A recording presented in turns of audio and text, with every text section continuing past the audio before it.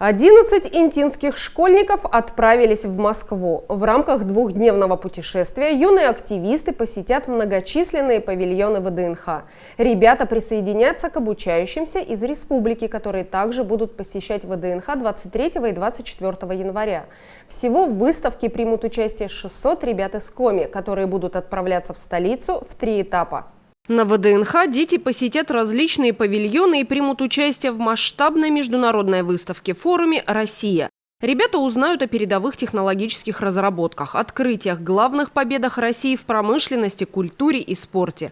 А также познакомятся с разными традициями и обычаями, увидят, чем живут регионы, узнают, чем славится тот или иной край нашей огромной страны. В ходе экскурсий предусмотрено посещение Москвариума и музея «Царь-Макет». В конце декабря 2023, уже ушедшего года, мы получили информацию о том, что российское движение детей и молодежи «Движение первых» проводит вот такую широкомасштабную акцию, которая позволит многим детям Российской Федерации побывать в течение нескольких дней на выставке ВДНХ под лозунгом «Россия – страна возможностей». От Республики Коми большая делегация, 600 человек. И эта делегация будет на ВДНХ на протяжении 3 таких больших заездов. Первый «Северный поток», куда вошли и интинские дети, стартовал вчера. Вчера наша группа из 11 интинцев села в поезд, и там уже были делегаты из Воркуты. По дороге подсаживались делегации Печоры, Ухты, Сосногорска. И так 200 школьников из Республики Коми в конце января смогут увидеть выставку ВДНХ «Россия». Как эти дети попали в эту группу? Конечно, в конце декабря мы были поставлены в очень такие жесткие рамки и благодарны всем участникам. Это и советники директоров по воспитанию, и муниципальные, и школьные координаторы движения первых, и сами дети, потому что уже 9 января, то есть в первый же день учебы, у нас было 26 кандидатов. Что должны были сделать дети? Во-первых, они должны были быть участниками движения первых. Они должны были зарегистрироваться на сайте выставки в качестве участников и получить подтверждение, что их заявка принята. Они должны быть участниками активных событий движения первых, не менее 2 событий они должны иметь в своей копилочке, и они должны быть участниками других мероприятий творческого, спортивного характера, которые у нас организуются для одаренных и талантливых детей.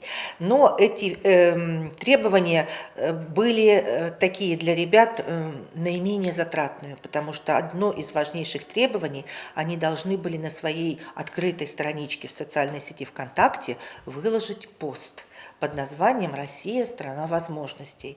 И в соответствии с критериями, которые нам предложил региональное отделение движения первых, наша рабочая группа, а в ее состав входило 5 человек, оценивала, то есть читала эти посты и давала им оценку. Вот это было и для ребят, я думаю, и для жюри самое сложное, потому что рассказать о том, что наша страна – это страна возможностей, может, наверное, каждый.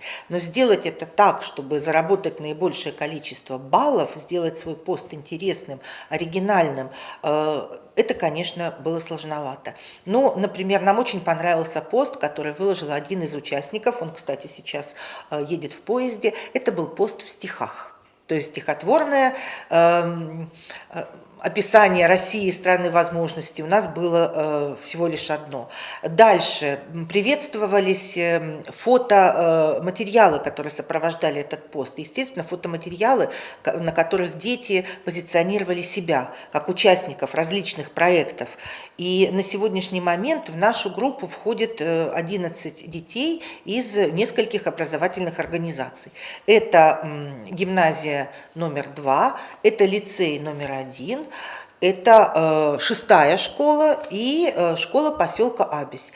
То есть активисты движения первых у нас достаточно много во всех школах. Сопровождает их работник гимназии 2, потому что из второй гимназии у нас наибольшее количество получилось участников.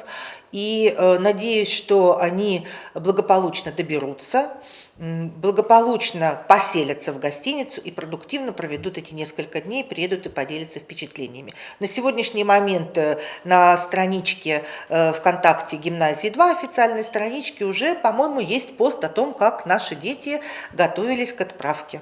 Можете посмотреть и следить за этими событиями уже в режиме онлайн.